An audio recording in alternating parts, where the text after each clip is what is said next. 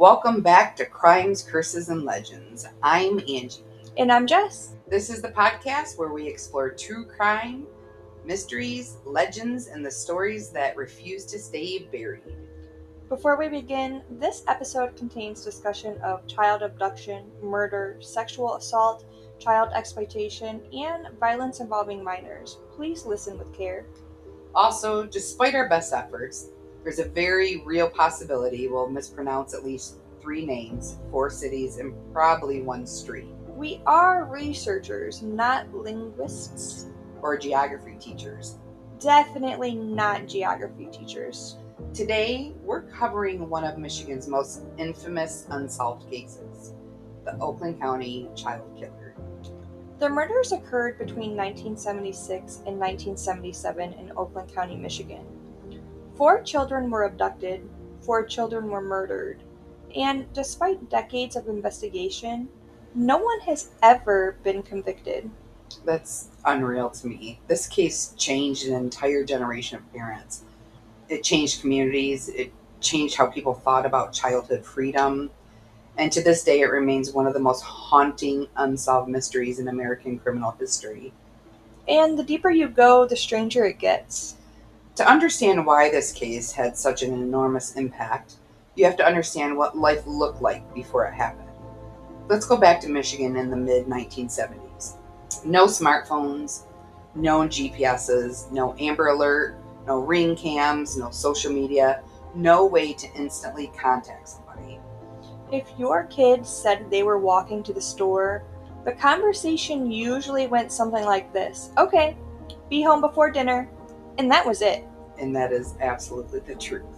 Kids had freedom, and a lot more freedom than most children have today. They rode bikes everywhere, walked to school, spent entire afternoons with friends, hung out at arcades, walked to convenience stores, explored neighborhoods, and often their parents had no idea exactly where they were. Which sounds completely insane to modern parents. It really does. If your kid disappeared for 3 hours and didn't answer a text, you'd be launching a federal investigation. 3 hours, if I text somebody and they don't answer in 20 minutes, I've already imagined 3 different disasters. Like I'm hunting you down. Yes, call the National Guard. Exactly. Meanwhile, in the 1970s, parents were like, just be home when the streetlights come on. The legendary streetlight generation. Yes. That was me. Yes. Mm-hmm. The generation that somehow survived drinking from garden hoses, riding in the back of pickups, and disappearing in the woods for 8 hours every Saturday. To be fair, half of them came back with injuries that today would require an urgent care visit. True. But the larger point is that communities generally felt safe, especially places like Ferndale, Royal Oak, Berkeley, Birmingham, Southfield, Troy. These were growing suburban communities where families moved specifically because they believed they were safe places to raise children. Right. Parents knew their neighborhoods. Kids played outside. People left doors unlocked. Not because danger didn't exist, but because most people genuinely believed it was rare. And then this case shattered that belief. Yeah. What's always stood out to me is that these crimes happened in ordinary places. Not remote forests, not abandoned buildings, not isolated highways, neighborhoods, stores, communities, places where people felt comfortable. And that's one reason the fear spread so quickly, because if something terrible happens somewhere you already consider dangerous, you tell yourself it couldn't happen to you. But when it happens in places that look exactly like your neighborhood, the illusion disappears. Fast. The offender also appeared unusually organized, and that's something investigators would notice almost immediately. These weren't crimes that looked impulsive. They appeared planned, controlled, methodical. Which is terrifying, because random violence is scary, but organized violence is something else entirely. It suggests preparation, patience, experience.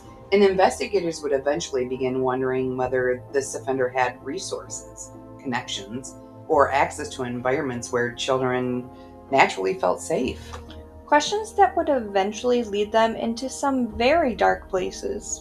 But before we get to the suspects' theories and investigations, we need to talk about the children because too often they become names on a timeline and they deserve to be remembered as much more than that. Absolutely. The victims weren't headlines, they weren't case numbers, they weren't evidence files. They were children. Children who were loved, children who had families, children who had futures, and those futures were stolen. So, before we tell you what happened, let's remember who they were. The first known victim was 12-year-old Mark Stebbins. Mark lived in Ferndale. Friends and family described him as energetic, independent, and adventurous. Like a lot of boys his age, he was beginning to experience a little more freedom. The kind of freedom most kids in the 1970s enjoyed. Walking places on their own, spending time with friends, learning how to navigate the world without constant supervision. The kind of age where you're old enough to feel grown up, but still young enough to believe most people are good. On February 15th, 1976, Mark attended an event at an American Legion Hall in Ferndale. At some point that evening, he began walking home alone. It should have been a routine walk, one he'd probably never thought twice about. And that's one of the most heartbreaking things about this entire case. None of these children were doing anything unusual. They weren't sneaking out, they weren't running away, they weren't taking risks. They were simply living normal lives. When Mark failed to return home, concern quickly turned into panic. His family reported him missing. Police officers, neighbors, volunteers, and community members joined the search. Everyone hoped he would be found safe. At first, people looked for innocent explanations. Maybe he got lost, maybe he was staying with friends, maybe there had been a misunderstanding, because when children disappear, your brain desperately searches for reasons that aren't terrifying. 4 days later, the nightmare became reality. Mark's body was discovered in Southfield, and investigators immediately noticed something unusual, something that would become a recurring pattern in this case. Evidence suggested Mark had been kept alive for several days. His clothing appeared clean, his body appeared clean. He had not been abandoned immediately after his abduction. And that detail changed everything. Because suddenly, investigators weren't looking at an impulsive offender. They were looking at someone organized enough to keep a victim alive. Somebody capable of planning, somebody capable of maintaining control. And perhaps most chillingly, somebody who appeared comfortable doing it. Which is so scary. Super scary. After Mark's murder, investigators worked tirelessly to find answers. Weeks turned into months turned into nearly a year, and for a while, people hoped the nightmare was over. Maybe the offender had moved away. Maybe they'd been arrested for another crime. Maybe they'd died. Basically, every detective in Oakland County was hoping for any explanation that didn't involve another child disappearing. Unfortunately, that isn't what happened. On December 22nd, 1976, just 3 days before Christmas, 12-year-old Jill Robinson disappeared while walking to a store in Royal Oak. And if you're a parent listening right now, the timing alone probably hurts. Christmas is supposed to be one of the happiest times of the year. Families are decorating, shopping, wrapping gifts, planning celebrations. Instead, Jill's family found themselves searching for their daughter. It's impossible to imagine. One moment you're thinking about Christmas morning, the next you're speaking with police officers. Which is heartbreaking. Jill has often been described as bright, responsible, and friendly. She was simply running an errand, something children had done safely thousands of times before. And then she vanished. No warning, no explanation, just gone. Weeks later, Jill's body was discovered in Troy. Unlike Mark, Jill had been killed by a gunshot wound. The differences between the two victims would later become one of the most debated aspects of the case. Because investigators immediately started asking difficult questions. Was this the same offender? Had the offender changed methods? Or were multiple people involved? Questions that still haven't been fully answered nearly 50 years later. But one thing became painfully clear. This was no longer an isolated tragedy. A pattern was emerging, and fear was spreading throughout Oakland County. Only days after Jill's body was discovered, the nightmare struck again. On January 2nd, 1977, 10-year-old Christine Mihalik entered a 7-Eleven in Berkeley. She never returned home. Christine was known as a sweet, quiet little girl who loved spending time with her family. Friends and relatives describe her as shy and polite, and still very much a kid. One detail that always stands out is that she still believed in Santa Claus. That breaks my heart. A reminder of just how young and innocent she was. And that's what makes this case so heartbreaking. She was a 5th grader who should have been worrying about school. And at this point, people understood exactly what might be happening. Parents were frightened, communities were on edge. Every missing child report immediately triggered panic. Witnesses later reported seeing Christine speaking to an unidentified man. Investigators followed hundreds of leads. Tips poured in from across the state. Search teams worked tirelessly.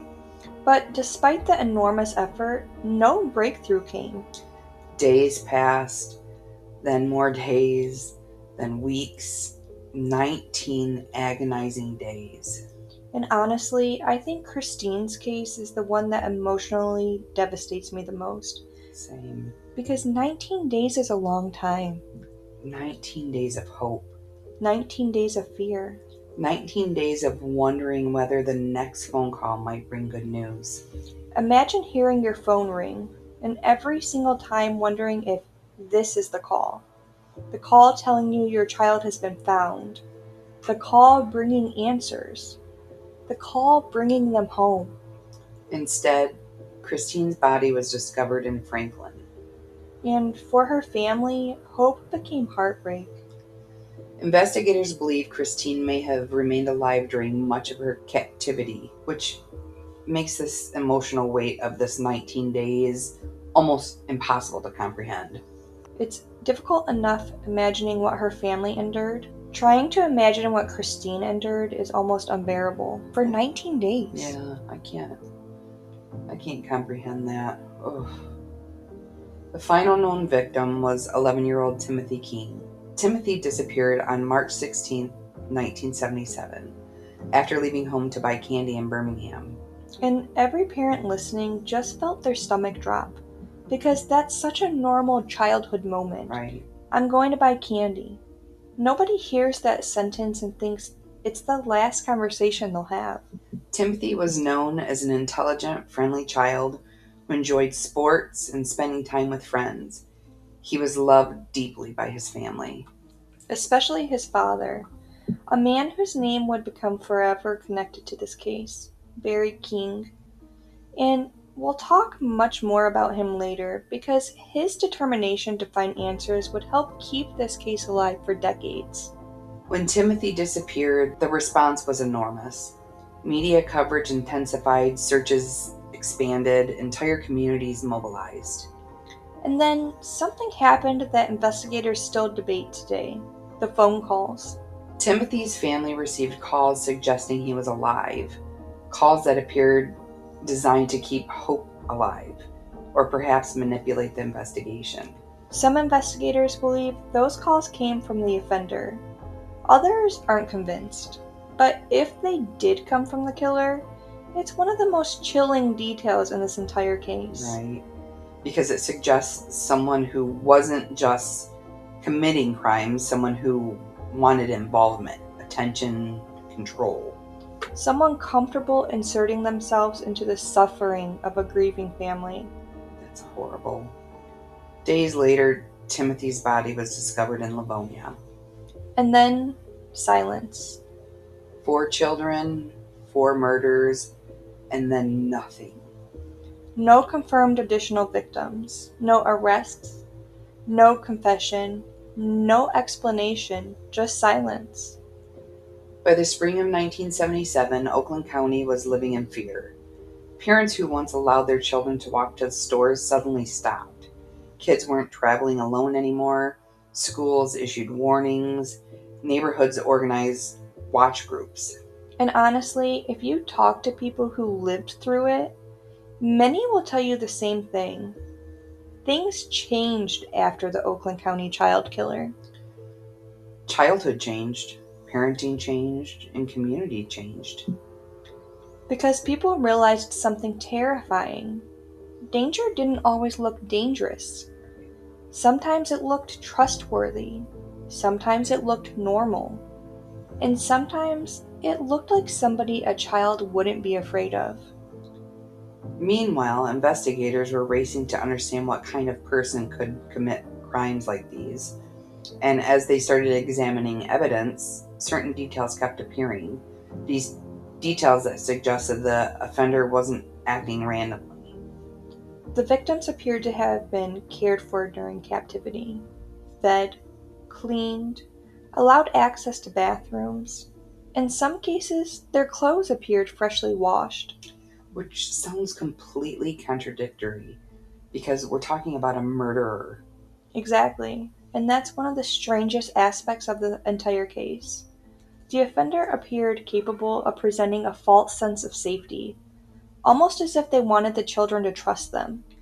Yeah, a realization that would eventually push investigators towards a disturbing possibility.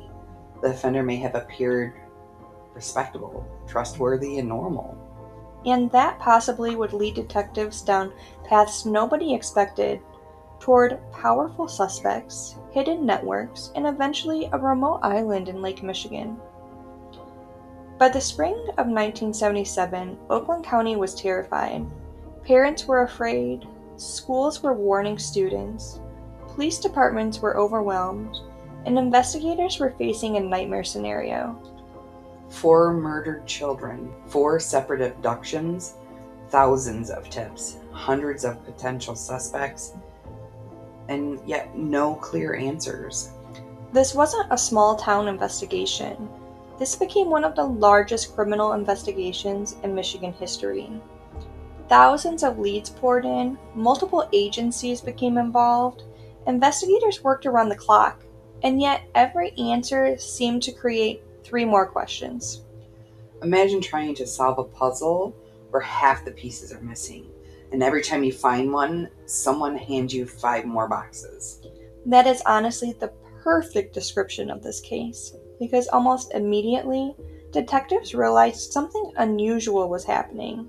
The murders didn't look random. They didn't look impulsive, and they didn't resemble most children abduction cases investigators had seen before. Imagine being a detective and reading that. A child is abducted, held captive, then apparently fed meals and given clean clothes. It's almost impossible to process because caring for someone and murdering them seem completely incompatible. But that's exactly what makes these crimes so disturbing. The offender appeared capable of compartmentalizing, showing moments of apparent care, while ultimately committing horrific acts. And investigators began asking a critical question: was the offender trying to make the children feel safe? If so, that suggests somebody who understood how to gain trust. Right? Somebody comfortable around children. Somebody who knew how to appear non threatening. Which immediately expanded the suspect pool.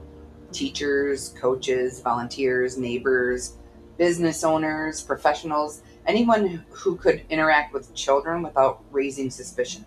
Because predators rarely introduce themselves as predators. Right, unfortunately. Most successful predators appear trustworthy. That's how they gain access. As the investigation continued, detectives and profilers began building a picture of the person they had believed might be responsible. The offender appeared patient, organized, methodical, capable of planning ahead, capable of avoiding detection, and possibly capable of maintaining multiple identities. Meaning one version of themselves in public and another version behind closed doors. Which sounds like something from a crime novel.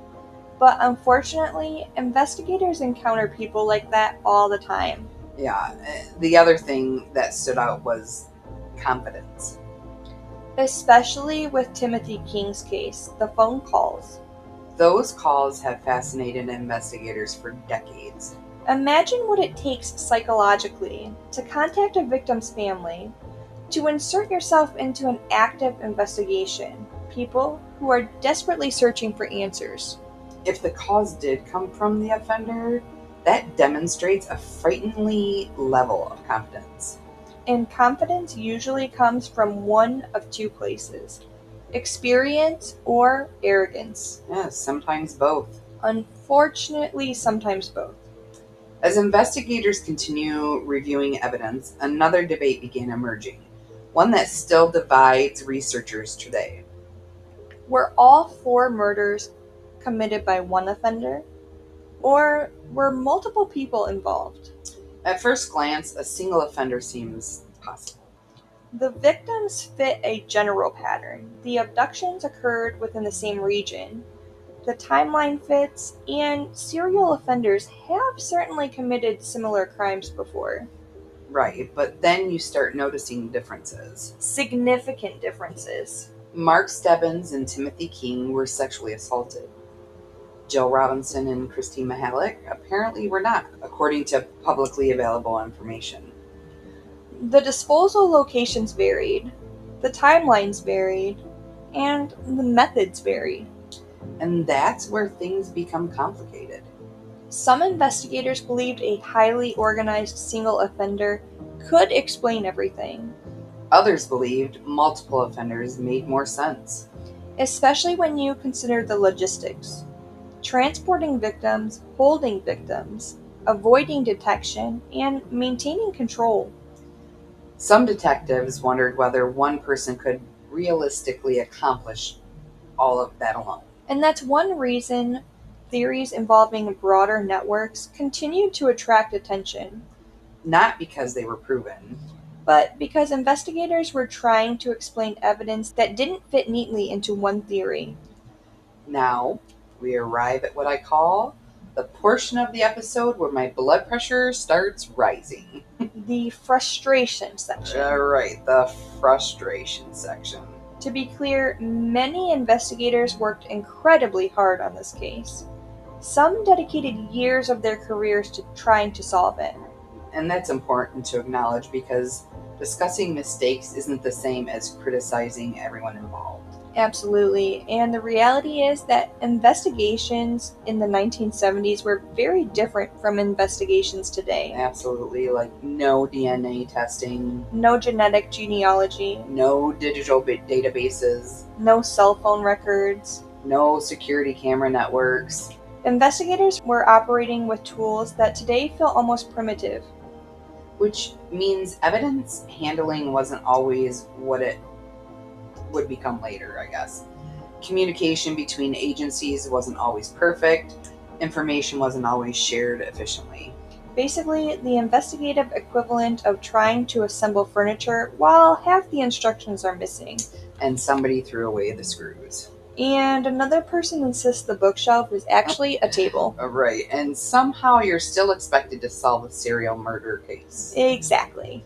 Over the decades, detectives would revisit evidence again and again, re-interview witnesses, review reports, re-examine old theories, apply new forensic methods, and continue searching for answers. Because despite everything, nobody wanted this case forgotten. The investigators stumbled into something unexpected, something that would completely change the direction of this case. A discovery so bizarre that even today people hear about it and immediately say, "Wait, what?" And most people have not even heard of it. I had never heard No. about it. Because while detectives were investigating child murders, they uncovered information about something else, something horrifying. Something hidden. Something operating in Michigan during the exact same period. A place called North Fox Island. A remote island in Lake Michigan with a private airstrip, children's organization, and a scandal that would shock investigators. And when police began examining possible connections, the Oakland County child killer case became far stranger than anyone imagined. Okay, this is the part of the case where almost every researcher has the same reaction. The official reaction being, is this real? Exactly, because if this story ended with four murdered children and an unsolved investigation, it would already be one of Michigan's most disturbing criminal cases. But then investigators started following leads, and suddenly they find themselves looking at something completely different. North Fox Island sits in Lake Michigan, roughly 50 miles northwest of Traverse City. It's remote, heavily wooded, and even today, it's not the kind of place where people accidentally stumble upon. When most people picture a private island, they imagine luxury vacations, expensive houses, rich people doing rich people things. You know, yachts, champagne, someone named Preston complaining that the helicopter is late.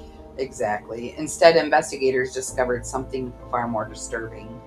During the 1970s, a group called Brothers Paul Children's Mission operated there, Publicly, it presented itself as a charitable organization, a place where troubled boys could supposedly spend time outdoors, learn life skills, enjoy recreational activities. which sounds wonderful, if that's what had actually been happening. And unfortunately, investigators would later conclude that wasn't the reality. As authorities dug deeper, they uncovered evidence suggesting the organization was being used as a front for child exploitation. Boys were reportedly brought to the island, abused, photographed, filmed, and exploited by adults. It's difficult to overstate how shocking these discoveries were, because investigators weren't uncovering isolated allegations. They were uncovering evidence of an organized operation. And one of the most upsetting parts of the story is that many people had no idea it was happening. The operation was hidden behind the appearance of legitimacy. A charitable organization, a children's mission, a place that appeared trustworthy from the outside. Which unfortunately is something we've seen throughout history, right? Predators often hide behind institutions that make people feel safe. Organizations, positions of authority, community trust, Because trust creates access. and access creates opportunity. One of the questions people often ask is, how was this operation finally uncovered? And honestly, the answer is both heartbreaking and courageous. Because ultimately, a child spoke up. A teacher named Gerald Richards had brought boys to the island. Eventually, one of those boys disclosed what had happened. That disclosure triggered investigations. Questions were asked, evidence was examined, and eventually authorities began uncovering the truth. Which is an important reminder, because many exploitation cases are solved the same way, not because perpetrators suddenly developed consciences, not because they voluntarily stopped, But because a victim finds the courage to tell someone. and somebody finally listens. Now we arrive at the question that has haunted researchers for decades. Was North Fox Island connected to the Oakland County child killer? And this is where we need to be extremely careful. Because there's a major difference between suspicion and proof. The honest answer is no public evidence has definitely proven a connection between North Fox Island and the murders of Mark Stebbins, Joe Robinson, Christina Halleck, or Timothy King. That's important because over the years, some people have treated the connection as established fact. It isn't. Right? What investigators found were overlaps, not proof. And those overlaps are what continue to fuel discussion. So why does North Fox Island keep coming up? Several reasons. First, the timelines overlap. The island operation existed during the same general period as the murders. Second, some individuals who became suspects of interest in the broader child exploitation investigation had connections to people associated with the island. Third, investigators reportedly encountered information about North Fox Island while pursuing leads connected to the child murder investigation. And that's the detail that always makes researchers pause. Because suddenly two horrifying stories intersect. One story involves murdered children, the other involves an organized child exploitation operation. And investigators find themselves standing in the middle, wondering whether they're related. Or whether the overlapping is simply a coincidence. When I first learned about North Fox Island, I honestly thought it sounded made up. Same. Remote island, private runway, children's organization, exploitation network. If you pitched that to Hollywood, the studio would tell you to tone it down because audiences wouldn't believe it. The frustrating part is that people often jump directly from "this is suspicious" to "this proves everything."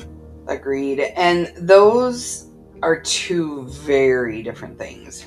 A suspicious coincidence isn't proof. A connection isn't proof. A theory isn't proof. Investigators need evidence. Actual evidence, not assumptions. Which is why nearly 50 years later, the connection remains debated rather than confirmed. But I completely understand why researchers continue examining it, because if there was a connection, it could potentially explain aspects of the case that have puzzled investigators for decades.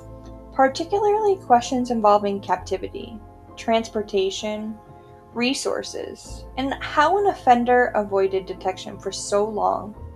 Again, that's a question, not a conclusion. Exactly, and that's an important distinction. Whether North Fox Island was connected to the murders or not, its discovery changed investigation. Because detectives suddenly realized they might be looking at a much larger world than they initially imagined.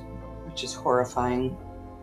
A world involving exploitation networks, powerful individuals, hidden relationships, and crimes occurring behind closed doors. And from that point forward, the investigation would begin focusing on specific people whose names still dominate discussions about this case nearly 50 years later. Christopher Bush, Arch Sloan, Ted Lamborghini. 3 men whose names became permanently attached to one of America's most infamous unsolved child murder cases. Some investigators believe they deserve closer scrutiny. Some researchers believe they may hold the key to the mystery. Others believe the truth lies somewhere entirely in the middle. In separating fact from rumor, evidence from speculation, and possibility from proof is one of the greatest challenges in this entire investigation. Okay, we've reached the point in the case where every true crime researcher eventually develops what I call the conspiracy corkboard stare. The moment where you're surrounded by maps, timelines, suspect names, witness statements, and approximately 14 pages of notes. And suddenly, you're not so sure whether you're researching a murder or auditioning for a detective movie. Right, exactly. Because this case has produced decades of theories. Some reasonable, some questionable, and some that sound like they were developed at 3 a.m. after somebody drank 6 cups of coffee and refused to sleep. The challenge is that several of those theories contain pieces that are genuinely compelling. And that's why we need to be careful, because we're discussing suspects, not proven killers. People who drew investigative attention, not people convicted of these murders. No one we're about to discuss was ever convicted of killing Mark Stebbins, Jill Robinson, Christine Mihalik, or Timothy King. And that's important to remember throughout this section. Let's start with the name most people encounter first when researching the Oakland County child killer, Christopher Bush. Bush remains one of the most controversial figures associated with this case. Decades later, his name still dominates discussions. Investigators examined him, journalists investigated him, researchers continued debating his possible role. And for many people, Bush remains one of the most intriguing figures connected to the murders. Christopher Bush came from a wealthy and influential family. His father was a high-ranking executive at General Motors. Bush grew up with privilege, connections, and resources, the kind of advantages that can open doors throughout life. And unfortunately, one thing investigators learned very quickly is that wealth and influence don't automatically make someone innocent. Nor do they automatically make them guilty. Exactly, which is why evidence matters, not assumptions. During the investigation, Bush's name repeatedly surfaced in connection with allegations involving child sexual abuse and child exploitation. Investigators learned he associated with individuals already attracting police attention. His social circle contained people connected to separate child abuse investigations, and those connections immediately raised questions or concerns. One of the most frequently discussed aspects of Bush's involvement comes from statements reportedly made by Gregory Green. Green had his own history involving crimes against children and was known to investigators. According to multiple accounts, Green allegedly told authorities that he believed Bush was responsible for at least one of the murders. The commonly reported version of events is that Green identified Bush after being arrested on unrelated child sexual assault charges himself. At that time, both men were already attracting law enforcement attention for separate investigations involving child exploitation. Now, obviously, statements from criminals have to be evaluated carefully. People lie, people exaggerate, people shift blame, people make accusations for their own reasons. But investigators considered the allegations significant enough to continue examining Bush. And then additional details started emerging. According to investigative files released years later, police reportedly discovered disturbing items in Bush's apartment. Items that fueled suspicion for decades, including reports of blood-stained ligatures and artwork that some investigators believed resembled victim Mark Stebbins. Those discoveries generated enormous attention because suddenly investigators weren't just dealing with rumors, they were dealing with physical items that appeared troubling. Bush also reportedly had associations with people connected with the North Fox Island and broader child exploitation investigations occurring during the same period. Again, not proof of murder, but certainly enough to attract investigative attention. One of the most frustrating aspects of Bush's story is that many questions were never fully explored because in November 1978, Christopher Bush died by suicide. And with his death, investigators lost any opportunity to directly question him about many of the allegations surrounding him. Which left detectives with something they absolutely hate: unanswered questions. the worst kind. Years later, advances in DNA testing would complicate Bush's role even further. Some evidence that people hoped might conclusively connect him to the murders did not do so, which is one of the reasons the case remains unsolved. Bush sits in a strange place within this investigation. Too many suspicious circumstances for people to ignore. Not enough evidence to prove he committed the murders. Right, and because of that, debate surrounding him has never really ended. When people ask me which suspect fascinates me the most, it's Bush. Not because I think the case is solved, not because I think everything points at him, but because every time you think you've reached the end of his story, another question appears. And that's exactly how I feel. The further you go into Bush's background, the more complicated everything becomes. And unfortunately, some of those questions may never be answered.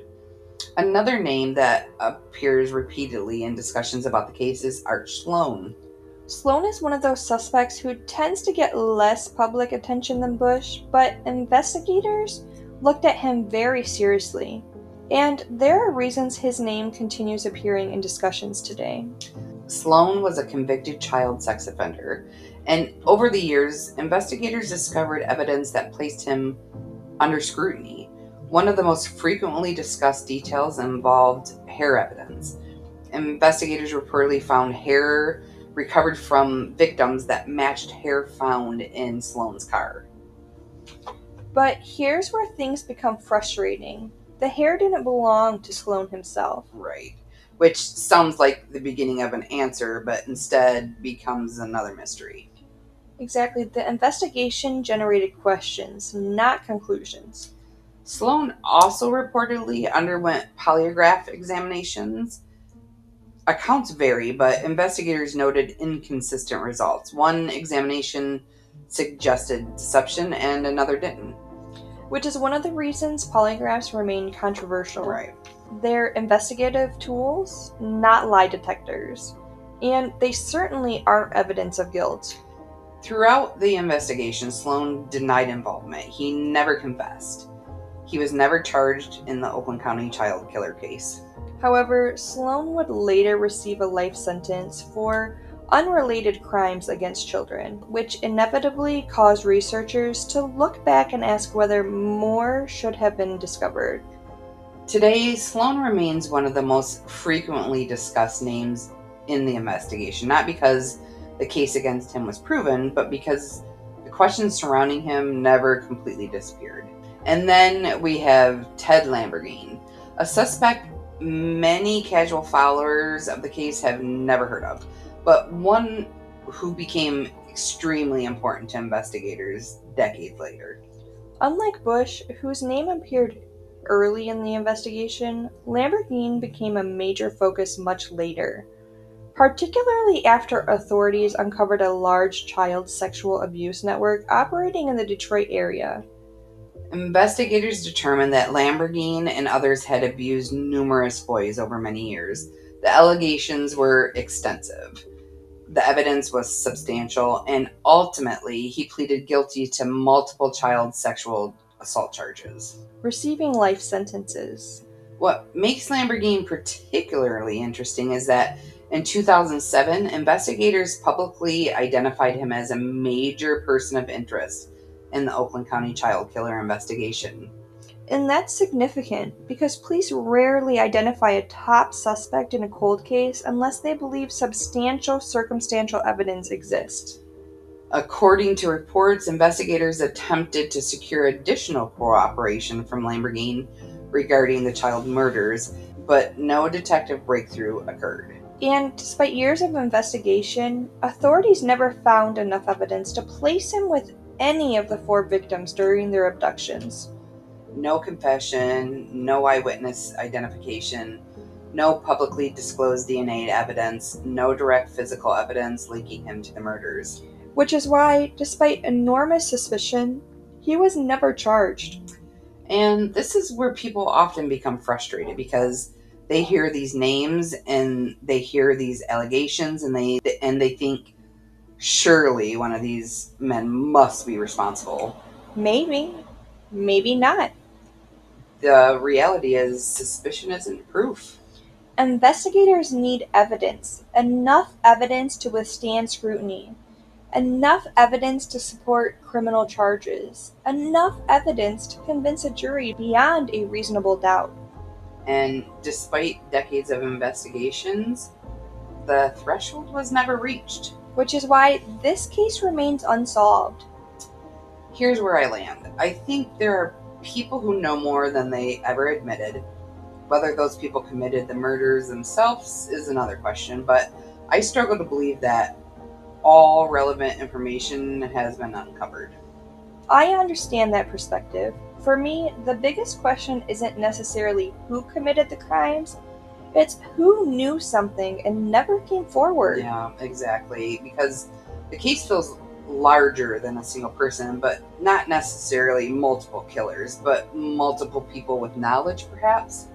And that's a distinction worth making, because speculation is not evidence, but unanswered questions are everywhere in this case. Yeah, especially when you start looking at overlapping investigations involving child exploitation during the same period. And that's what keeps researchers coming back. Not because they think they have all the answers, but because they feel like pieces of the puzzle may still be missing. And perhaps the biggest question of all remains unanswered. Was there one killer or more than one? Because that's the question that sits at the center of everything. And that's exactly where we're headed next. If you've spent any amount of time researching the Oakland County child killer case, you've probably noticed something. Nobody agrees on anything. Right, and that's honestly the simplest explanation. Investigators disagree, researchers disagree, journalists disagree, armchair detectives disagree. Oh, they disagree professionally. Olympic level disagreement. And the frustrating thing is, there are arguments supporting both possibilities, Strong arguments. which is exactly why this debate refuses to die. Let's start with a theory most people naturally assume. One offender, one killer, one person responsible for all 4 murders. At first glance, the theory makes a lot of sense. The victims fit the similar profile. Children, similar age range, abducted from suburban communities within the same geographic region. The timeline is also relatively compact. Just over a year separates the first murder from the last. And when investigators encounter multiple child abductions occurring within a specific area and time frame, their first assumption is often that they're looking for a serial offender. Which would certainly explain the similarities. The apparent organization, the captivity periods, the careful victim selection, the ability to avoid detection. Some investigators believe the offender was highly intelligent, extremely organized, patient, methodical. A person capable of maintaining control for long periods of time. Somebody who understood how to manipulate children, gain trust, avoid suspicion.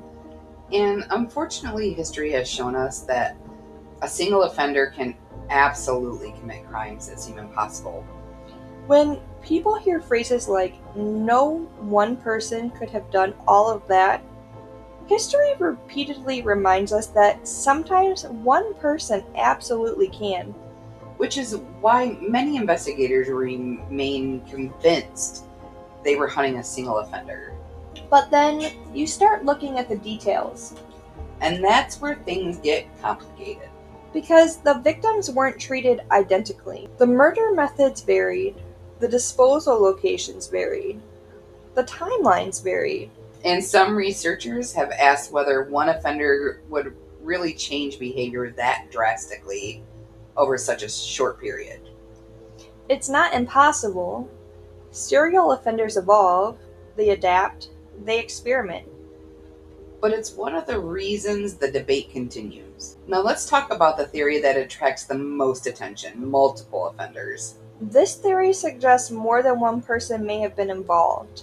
Not necessarily multiple murderers. Important distinction. Exactly, because when people hear multiple offenders, they often picture a group committing every aspect of the crimes together. But some investigators considered something more complicated.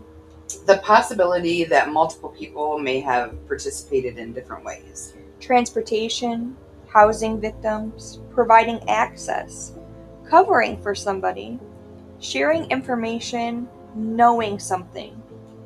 Or simply helping create opportunities. The theory gained attention because some aspects of the case seem incredibly difficult for one individual to accomplish alone. Particularly the captivity periods. Christine Mihelich's 19-day captivity remains one of the biggest questions in the case. Right. Where was she held? Who had access? Who noticed? Did anybody notice? Those questions have haunted investigators for decades.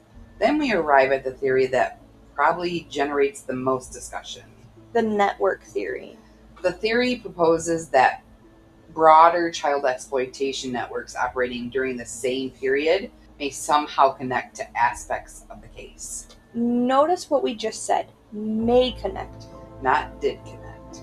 Because this is where people sometimes leap beyond the available evidence. The theory exists because investigators reportedly encountered individuals connected to the child exploitation investigation while pursuing leads. North Fox Island, known offenders, broader abuse investigations, persons of interest, the overlap is real. What isn't proven is whether those overlaps directly explain the murders. And that's the distinction people sometimes forget. Researchers often ask, could these children have encountered individuals connected to broader networks? Could multiple offenders have possessed knowledge about what happened? Could somebody have helped facilitate the crimes without committing the murders? All legitimate questions. Unfortunately, questions aren't answers.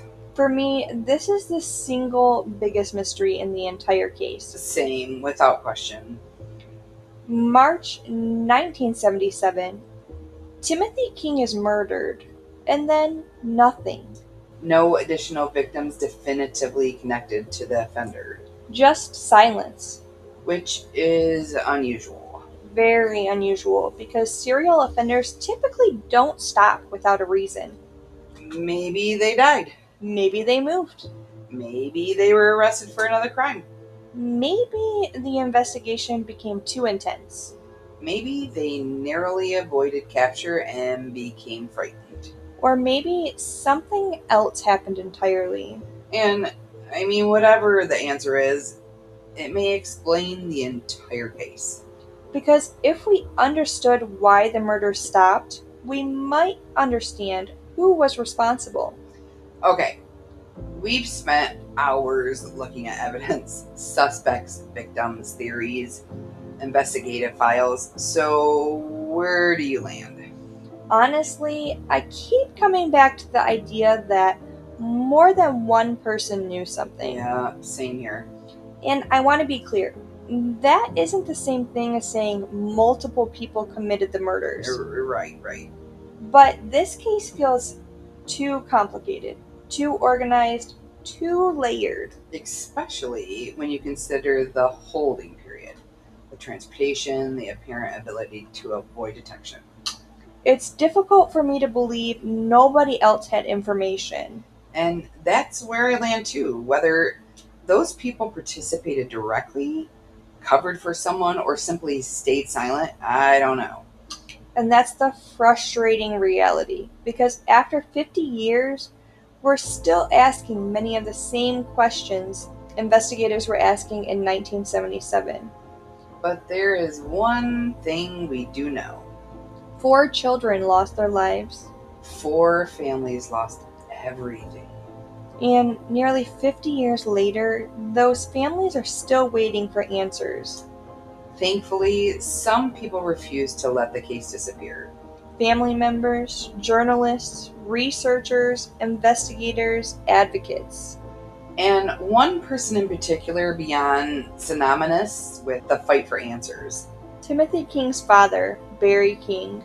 One of the things that happens with famous cases is that eventually the story becomes about the mystery, The suspects, the theories, the evidence. the investigation. And somewhere along the way, the people left behind start fading into the background. But after the cameras leave and the reporters stop calling, after the headlines disappear, the families are still there. Still grieving, still wondering, still living with questions nobody can answer. And that's the reality of unsolved cases. There is no ending, no courtroom, no verdict, no moment where everyone finally exhales and says, okay, we know what happened. Instead, there's an empty chair at holidays, birthdays that never happen, milestones that never arrive, and a lifetime spent wondering what could have been. Mark Stebbins should have grown up. Joe Robinson should have grown up. Christine Mihalik should have grown up. Timothy King should have grown up. They should have gone to high school, graduated, built careers, made mistakes, had families, gotten older, complained about their backs. That's when you know you've reached adulthood. Exactly. One day you're riding your bike and the next day you're making noises every time you stand up. the official soundtrack of being over 30. Right. But those children, they never got that chance. And that's what makes this case so heartbreaking. Not just how they died, but everything they lost. Everything their families lost. Right. When Timothy was abducted and murdered in 1977, Barry King found himself living every parent's worst nightmare. A nightmare where most people can't even bring themselves to imagine. And many people in that situation would understandably withdraw, disappear from public life, try to survive privately. Barry King did something different. He spent decades fighting. Decades. Not months, not years. Decades. He attended meetings, spoke with investigators, spoke with journalists, advocated for victims, pushed for renewed attention, and repeatedly reminded people that these children deserved answers. Because cold cases have a dangerous enemy: time. And years pass, witnesses die, memories fade, evidence deteriorates, and public attention moves on. Barry King refused to let that happen. He became one of the strongest voices keeping this case alive. And honestly, I have an incredible amount of respect for that. Right, same. Because carrying grief for decades is difficult enough. Turning that grief into advocacy is something else entirely. It takes strength most people never have to discover whether they possess. Yep, one question people sometimes ask is, why do families keep pushing after so many years? Because they never stop being parents. Exactly. There isn't an expiration date on love. There isn't a deadline for grief. If someone hurts your child, it doesn't matter whether it happened 5 years ago, 20 years ago, or 50 years ago. You still want answers. And in unsolved cases, families often live with two tragedies: The loss itself, and the uncertainty. because uncertainty creates endless questions. What happened? Why? Who was responsible? Could it have been prevented? Who knows something? Who stayed silent? Questions that replay endlessly, sometimes for a lifetime. The families weren't alone. Many investigators also refused to give up. Over the decades, detectives reopened files, reviewed evidence, re-interviewed witnesses, re-examined suspects, and applied new forensic techniques whenever technology improved. Boxes that had sat untouched for years were reopened. Evidence was tested again. Old assumptions were challenged. And that's one reason this case remains active, because investigators still believe answers may exist. Even after nearly 50 years. Which honestly says a lot about people working these cases.